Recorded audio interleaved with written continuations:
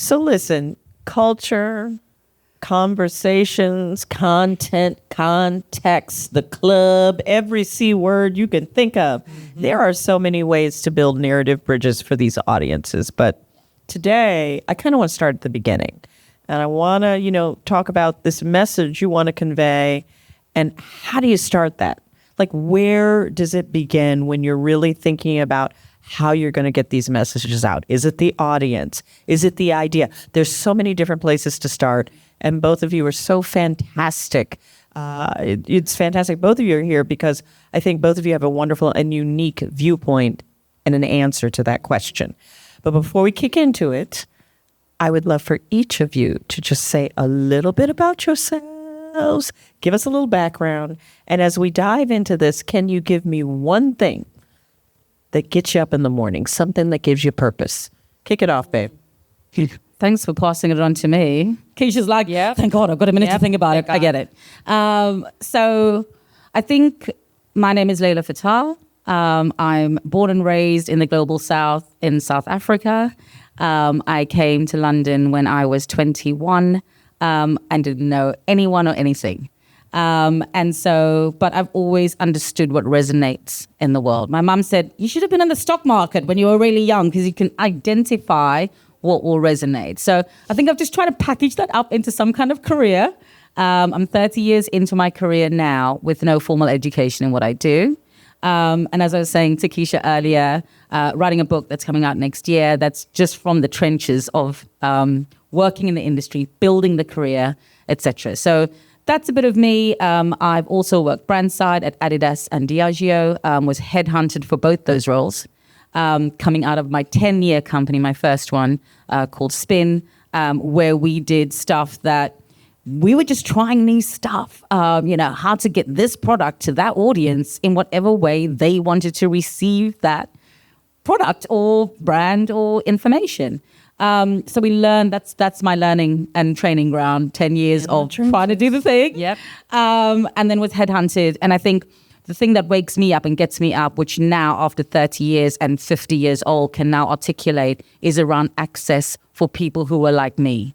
And that's really, really important for me. So I think I've always done that. I just didn't really think about it in that way. But I was just thinking if big brands like Adidas and Diageo had to headhunt me, but I probably wouldn't have got the job if I'd applied on the website because I don't have the contacts, I don't have the training, I don't have the college, I don't have the name maybe.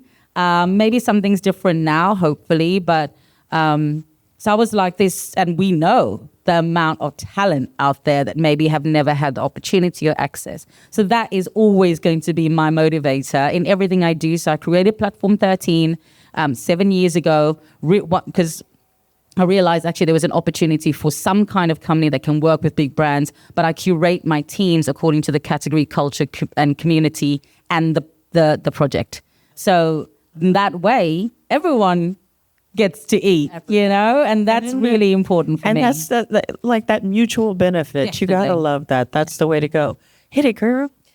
Gosh. So first of all, Leila is very hard to follow. She is amazing. We've been chatting the entire ride over. But that's because I'm old and I've got a long story to tell, right? Blimey, gosh. I don't know that she's that much older. But that, yep. I got everybody beat on the panel. We're not going to go there. I got everybody beat. I am excited to be here. I started out on the ad agency side. So I started out at BBDO in Atlanta. So I'm born and raised in the South, not South Africa, the South of the U.S. Hot Atlanta. So, yes. And I currently reside in Hot Atlanta or the A, whichever you decide to use. But growing up in the South in a very small rural town, that shaped so much of who I am and how I show up in the world. And so that's been something that's deeply meaningful to me. And one of the things that I've always been really good at is connecting the dots. And so now my friends are like, you're just the professional dot connector. Like that's what you do, but we need people to do that. We need the dot connections to help tell the stories and to weave narrative. And so I started to really hone that skill on the agency side at BBDO and then went to the client side on the brand side and worked in children's healthcare for a very short stint. I thought, oh, nonprofit, that's who I am. I have a bleeding heart. And then I realized I'm a better volunteer. I actually need to be coming out of agency world. I needed a faster pace than the nonprofit world. And so I was fortunate enough to get an opportunity with what is now Warner Brothers Discovery. And so I worked there for a decade, the first 8 years at CNN in brand marketing, and the last 2 on the entertainment side of the house, TBS and TNT. Did a brief stint in a startup because fascinated, just wanted to understand. And it was at the intersection of news and media and technology. Amazing. And I thought, well, this is okay. Yes. Here we are. Yes. Went under after the pandemic, as some startups do. And that opportunity, though, opened the door to where I am now at the EW Scripps company. And I have the absolute honor of leading the marketing team there for the enterprise. And really, I think the thing that gets me up is not so dissimilar to Sounds yours. really, really similar. Dot connection, resonance. Oh, these things are connected. Though. Yeah, that part, because somebody's got to blaze that trail so that others like us can follow behind. And I think having women and people of color on my team and having them see someone in this level of leadership is really important to me, because I want them to know that they can and should be gunning for my job. Y'all are hot. Hot on a Thursday morning. I mean, I'm here taking some notes. Y'all spitting rhymes. It's like we back at Club Quarantine. Right. Y'all spitting the rhymes, man. So look, and you talked about the book, and I stole some of the language because I'm so excited about where it's going. I've already pre-ordered it. I'm so excited. And so a little of this language you're going to recognize in this question that I'm going to start with you. And so I'm going to read a little of it is why I want to say that. So if culture is everything and everything is culture, then I think the first question I have is, does all good storytelling start by letting personal culture shape the story? And now we're weaving in our words here. Miss Leila, if we know that culture-led brands drive growth, build resilience, and cultivate resonance, why aren't more folks doing it? I mean, if that's the answer, why aren't we just stepping into that solution? Or at least doing it right? Do we need to amp up our encouragement of leaders to rethink not just their external messaging, but their internal values for a more culture-led branding and business strategy? Ooh, you got nuggets.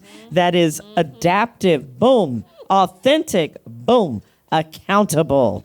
Girl, yeah, you got all the hashtags in this book.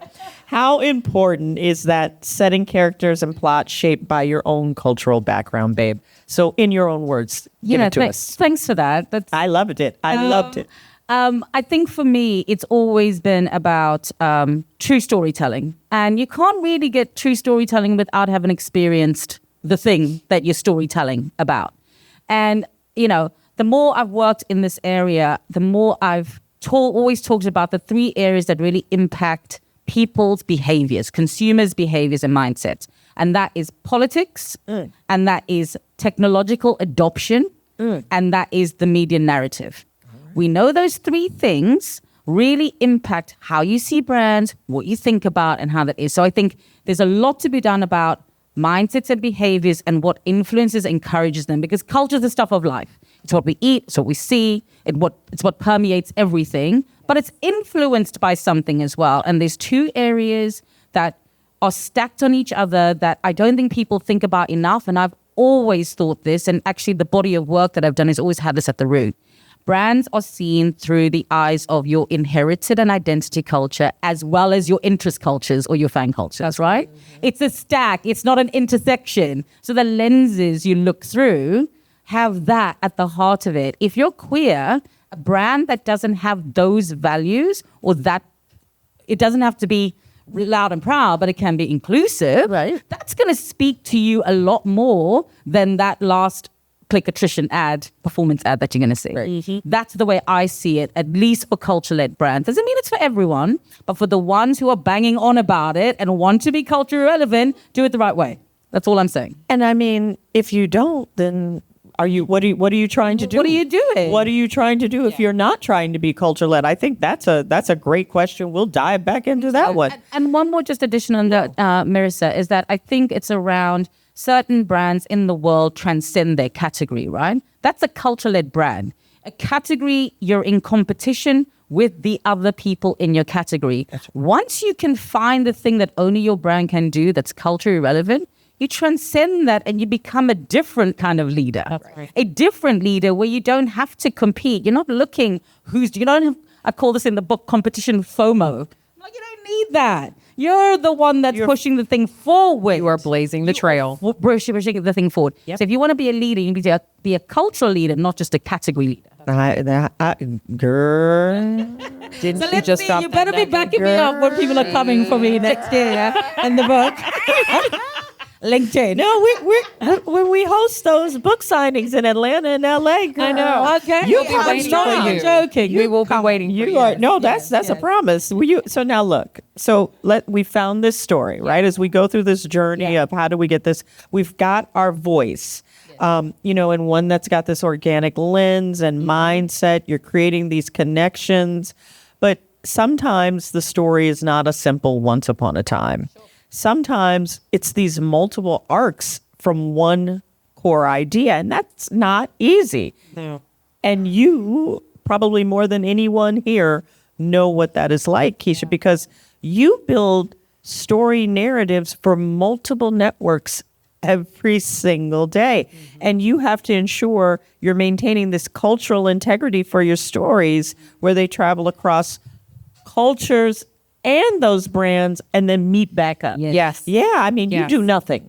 Like, you just wake up and float through the day. You got nothing to do. Drink a little coffee. So knowing where we started and where this voice is coming from, how are you maintaining this integrity as you're walking through the story, right? So now we're there. It is a tightrope because with Scripps, we are in news, entertainment, and now sports. So these are three very different, but in some ways similar categories. And the one thing I think about often, and this was advice that I got from a mentor very long ago, and she told me, she said, be careful who you let tell your story. Be very careful who you let tell your story. And that is how I think about our work. And so when we are building narratives, it is so critically important to me that we have workers and staff members and team members who are as diverse as our viewing audience. If we do not have that diversity, what are we doing? Because we can't and I hate the word. Listen, the words authenticity please, and the words culture get on my nerves at this point. They've been so overused, oversaturated, but I think there is a place for them in this conversation. We do have to make sure that we have people who have the lived experience. Always. Who can speak to and build narratives for audiences who are showing up for us. And the only reason they will show up for us is if we are telling our own truth and sharing our stories that are shared experiences. And that is so important. Right now, Sherry, who leads brand on our team, we were just talking this morning about the fact that we have women's sports. And that is amazing. We are so happy to have it. We also have a lot of men who are working on it. And so bless you. We have a lot of men who are working on it, and it's wonderful. It's wonderful. But what I'm learning is that we have to teach. There's a lot of teaching that has to happen because there are a lot of preconceived notions based on how men's sports have been covered and how we talk about those things. And we have to do some course correction. But thankfully, we have strong women who are leading the charge, who can make sure that the narrative, and just strong women who've also played sports.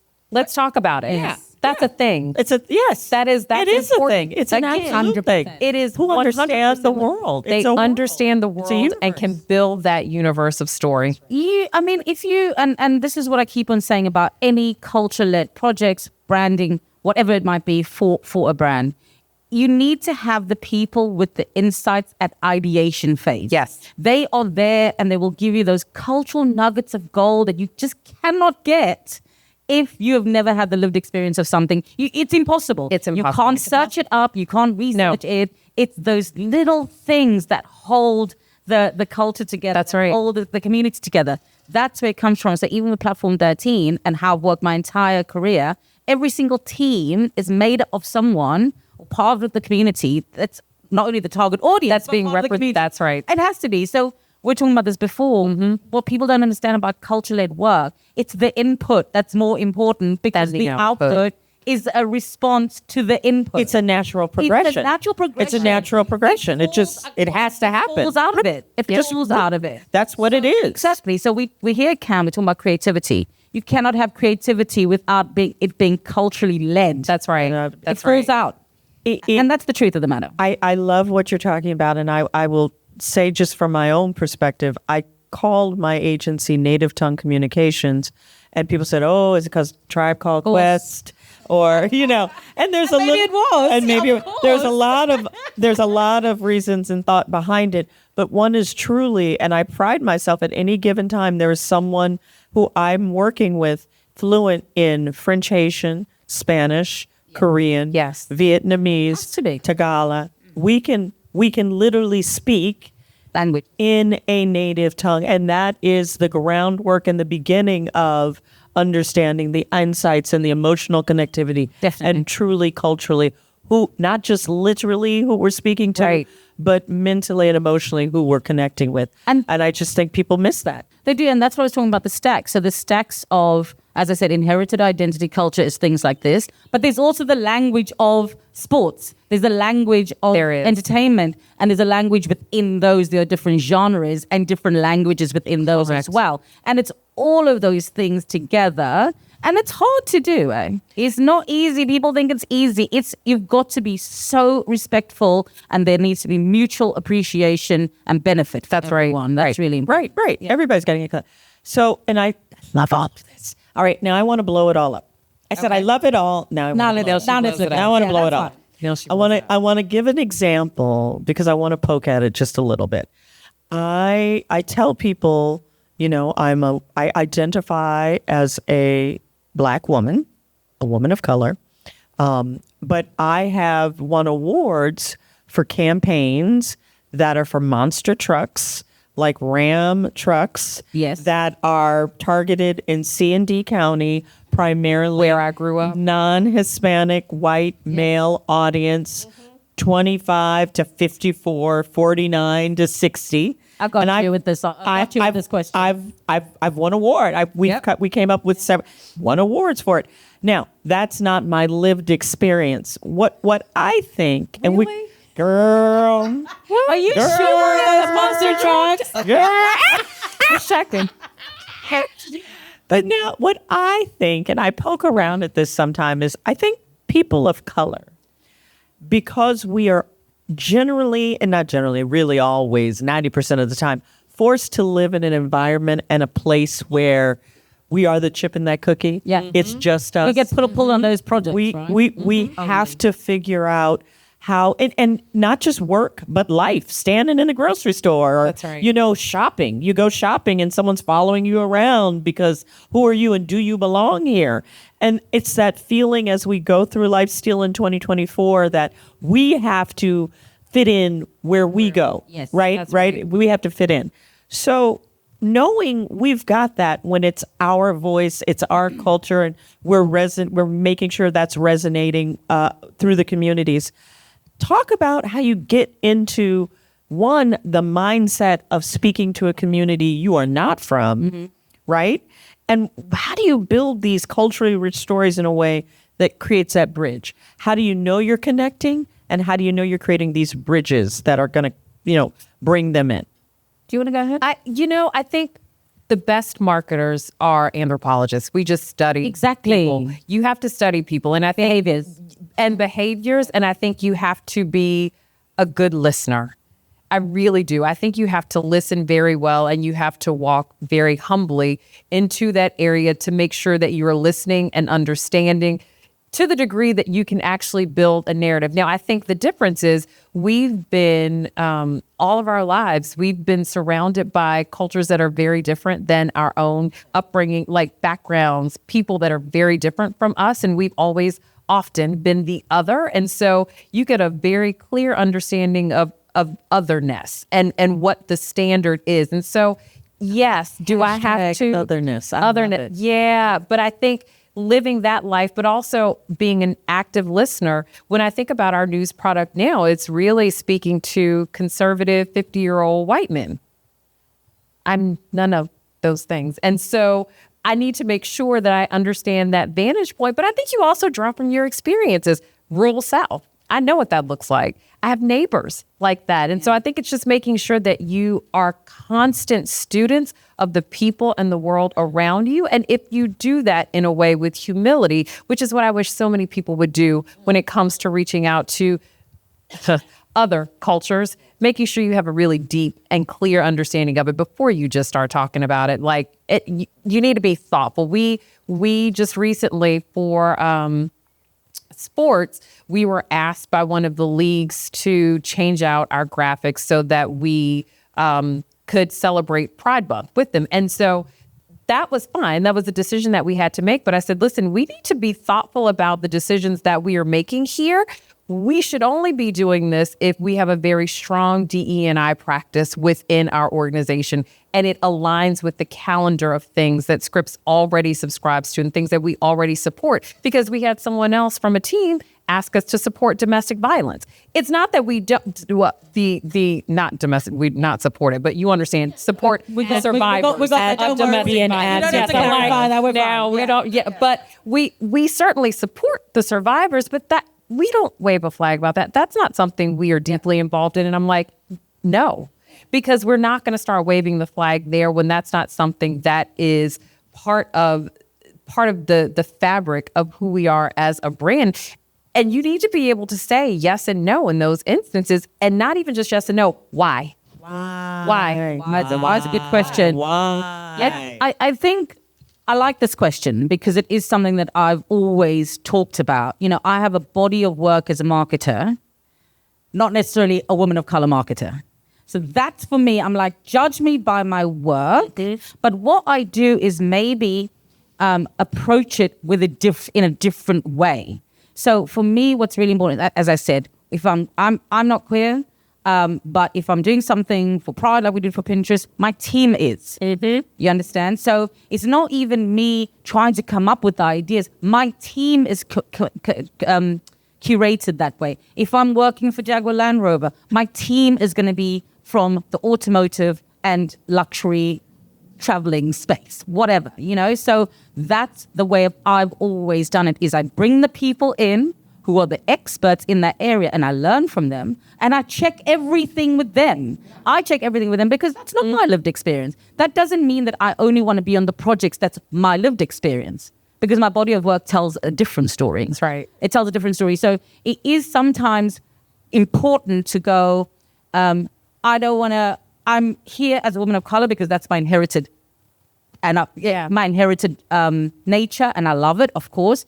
But my work as a marketer is much broader, and I don't want to be pigeonholed in that way, and I don't need to be but the way I do it is making sure that there's no assumptions in anything. That's a big issue, I feel. The assumptions, we think it's like that because we read that somewhere. No, get the people in who's from there and take the information from them and get them in. That's the way I would approach it. That's that cultural context. That's the cultural which circles it back, right? Exactly. This is always how. So, and I'm hearing, because I know we're running tight, but I'm hearing, it's about osmosis. Always. Yeah. Osmosis, a big word that I'm taking away from this. That word. And empathy. Always. Yes. Osmosis and empathy. And when you take these and you stir them up in that pot, I feel like that's when we're getting that gold that both of you deliver time and time again. I know we've got to go, but before we go, I want to give each of you just a quick minute. Will you crow about something? Because y'all got lots to crow about. But I want you each to crow about something special that's going on. Tell us something really cool going on in your world right now. We are really focused on women's sports. That's a big game changer for us. Our organization has never had a sports division, and we just stood one up, and we've decided to make our investments in women's sports. And so it's the WNBA, the NWSL, and it was before it caught on fire for the rest of the world when most of us were already watching, but everybody else now is finally caught up. But we're so excited to have been an early mover in that space, and we are just thrilled with the growth that we're seeing from it. And so that's what we're doing. That's what we're y'all up to. know the talk of the town. That just looks like We're very brilliant. thankful. Because you are brilliant. But boy, oh boy, that was just timing is everything. Timing was everything. We could not have been more fortunate, but we're excited about that. And you still would have knocked it out of the park. But this is just incredible. This is the added benefit This is of the added- yeah. This is the added benefit. What you got, girl? It's the book. It has to be. And to be honest, it's quoting it already. no, but it's super exciting. It's it's where I come from. That's just not one of the things that you do. And even now, I'm like, I'm not a writer. Actually, I'm a practitioner. Like, I'm not actually a writer. So it's a hard thing to do. Props to the authors and writers out there. It is difficult. There's a lot of content because it's 30 years of content. So I'm really happy. Actually, the timing is perfect. Every single talk at this entire conference has been affirmations about the stuff that we've been talking about for years. Even though it feels like new news for the industry, it's not. We've been doing it. So I'm really happy to be able to hopefully bring it all together into one space. So 2025 people. That's right. Just come and back me up when they come for me. And a retailer near you. We're going to That's have all I'm saying. parties at Cannes, parties in LA, parties in Atlanta. I mean, you're doing the U.S. book tour, so come on, girl. Absolutely. I'm excited. I'm really excited about that. And my mum is over the moon, obviously. She's like, she's an author. I'm like, let's get the book out first. So, But and I could not be. Thank you both so much. This is incredible. Absolute pleasure. Thank you. Thank you.